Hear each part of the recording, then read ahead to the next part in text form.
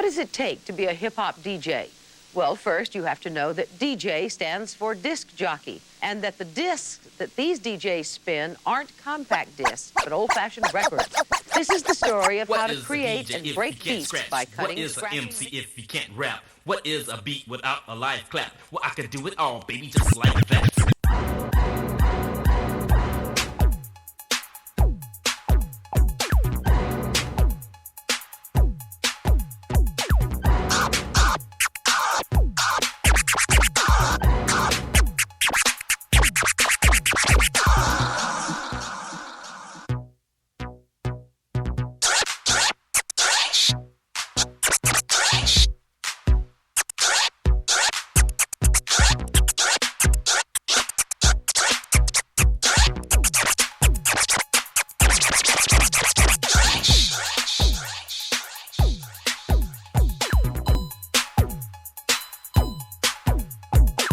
The Soul Man, DJ and owner of Grown Folk Entertainment, established in July of 2006.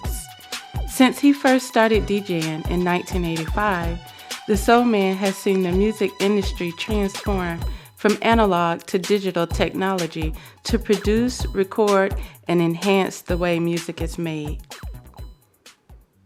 On July 29, 1972, Harvey Armfield was born to high school sweethearts. Harvey grew up in a historically black town located about 80 miles east of the state capital, Raleigh.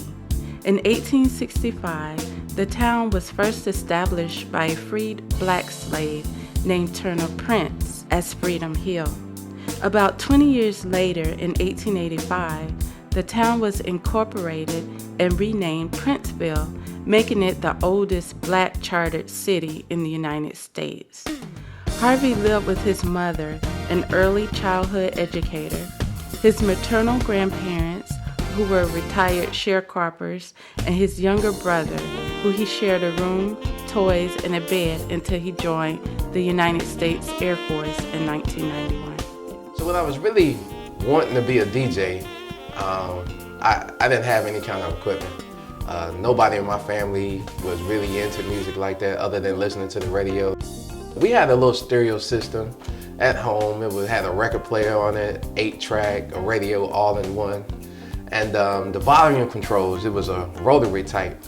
And I remember when I first learned how to scratch, I would bring the record back and use the volume control to turn the sound down and then push it forward, and catching a beat basically is what I was learning to do. And it was fun. I used to get fussed at a lot, either from messing up records or boy, turn that music down, it's too loud, and stuff like that. Me and my mom, we didn't fight, but she fussed at me a lot about me and my loud music. But I wanted to be a DJ. To his surprise, Harvey's mom came home with a stereo system she had purchased at a neighborhood fundraiser. She gave it to him so he could stop playing around with the family stereo and stay out of the living room. Here she is, standing here with this stereo system, giving it to me. And she's always the one that's fussing at me. So I guess she knew or understood somehow or another that I needed 2 turntables in order to do, or to become a DJ. I didn't have a mixer at the time, but I used the money that I was making from cutting grass and chopping wood and stuff, and I went down to Radio Shack and I bought my first DJ mixer. Throughout high school, Harvey would DJ wherever he got the chance. Birthday parties, family reunions, school talent shows, and dances. Harvey's military career gave him the opportunity to travel around the world and experience many different cultures. January 2006, the Air Force reassigned Harvey and his family to California. So about a year after I had gotten stationed here in California, I had the opportunity to go back to Italy for a weekend to DJ a party. The interesting part was when I was looking at tickets, I was pricing out how much it would take for me to take about 3 crates of records. And it was really expensive. And I heard about digital DJing. I really didn't want any parts of it, but I wanted to take advantage of this opportunity. I decided to look up my favorite DJ, which is DJ Jazzy Jeff, and see what his thoughts and opinions were about digital DJing. And I Googled him and looked him up, and he was using Serato. And we went and ripped probably about 2,000 CDs in a matter of about a week and a half. And I ripped them, I put all the files on an external hard drive, and I went there, did sound check before the club started, first time plugging up Serato, put the needle on the record and everything played. I was so amazed, I was excited, I was happy. The trip did rejuvenate the soul man to work hard at building his DJ career in California. Besides, he had a new way of DJing to master the art of digital DJing.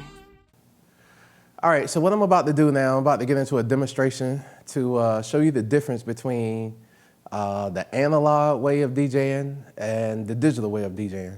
What I have over here to my left and already set up on the turntables are some actual vinyl records. I have them marked so I know where my reference points are. When we get onto the digital side, it's gonna be called cue points. This right here to my left are some actual records. Over here to my right, I have my laptop, my hard drive that have all my digital music on there, and we'll get into showing how that works. So let's start with the analog portion. The analog portion, basically, mixer, 2 turntables, actual vinyl records, set of headphones.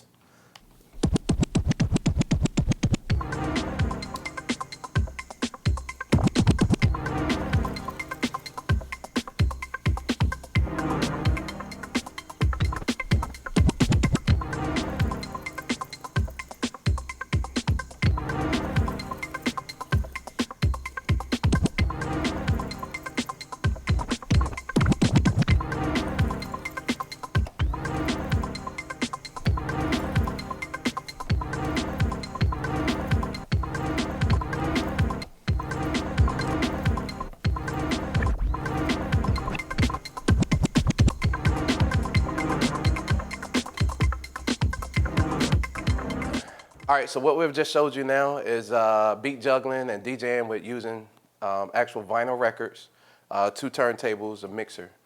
So now we're gonna move over and go to the digital aspect, and we're still gonna continue to use the mixer, 2 turntables, but now we're gonna include the laptop and hard drive. Also, we're gonna include dicers. Dicers we're gonna use as far as cue points to get us back to different points of the records. So what we'll do, we'll go and pull out the digital records. And even though they look like actual vinyl records, you have an A and a B side, and we'll use the A side. And we'll pull out one more. Same thing, A and B side. So before we actually pull up the laptop, we're gonna show you exactly what these records sound like. You hear that tone there? That tone there? That tone there is actually what the records sound like. And basically what that is, it works off of the same technology as fax machines. And if you listen to this tone again, as I speed it up or bring it back, the speed of it dictates how loud or the octave or the pitch for the actual tone itself. I can actually use my pitch controller here, and you see how it turns, gets lower, as well as speeding it up. The pitch also changes. So we'll just go back to Unity. Well, actually, +2 is the way I like to DJ. And we'll get into the digital way of DJing. Scratch Live is the program I prefer. It is the industry standard. And because now we've added to the turntables and mixer, the digital records, we're also gonna use dicers. We added the laptop. The laptop is the actual, contains the software that interfaces with the hardware. And then we have a hard drive here that has all my MP3 files, WAV files, MP4. And the reason why I like to use an external drive versus putting all of that information on my laptop is that it frees up my laptop to process information faster. Let's get to our beat juggling. Same thing, same concept. And I'm gonna show you how you implement the cue points versus bringing the records back. You still can do that, but here we go.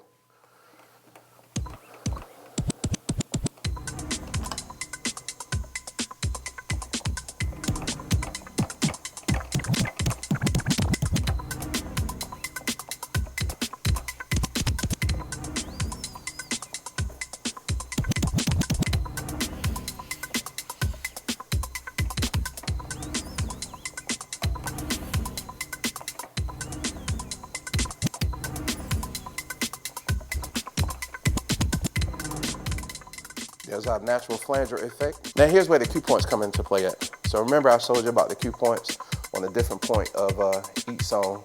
So now if I want to say start this side over, I could just hit that cue point, right? And there it goes.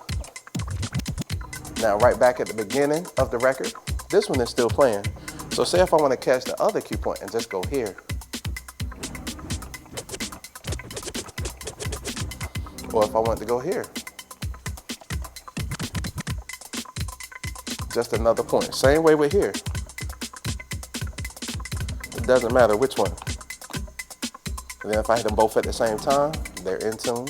And I don't have to worry about trying to spin the record back, get it right back to where I want it, catch the beat, and finding it. Everything is naturally there for me.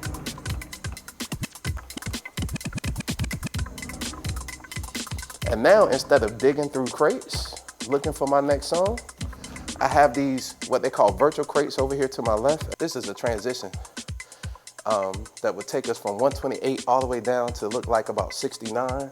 We're gonna make sure everything is good. Bring this up just a little bit.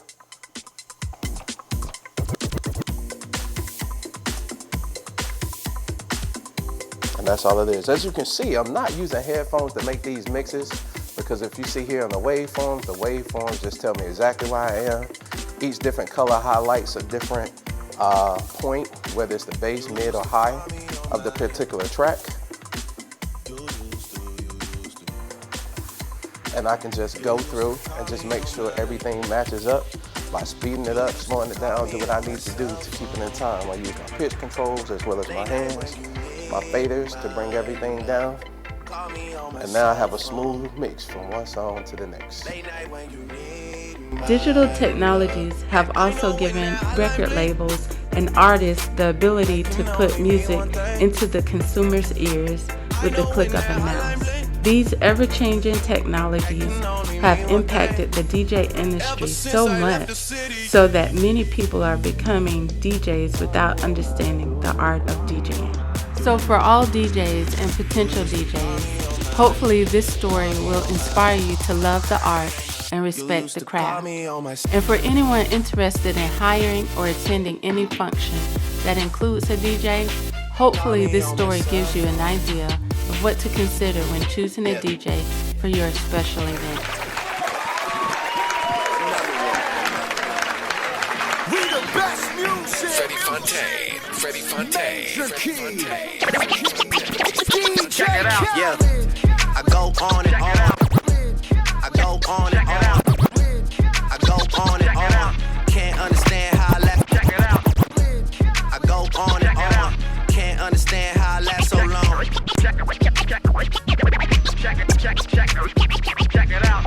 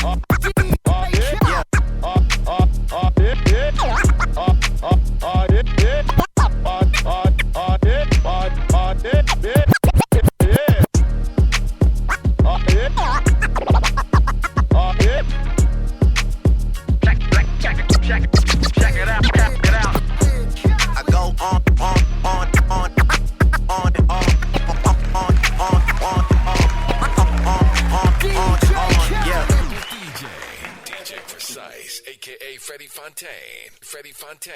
Freddie Fontaine. Freddie Fontaine. Freddie Fontaine. Freddie Fontaine.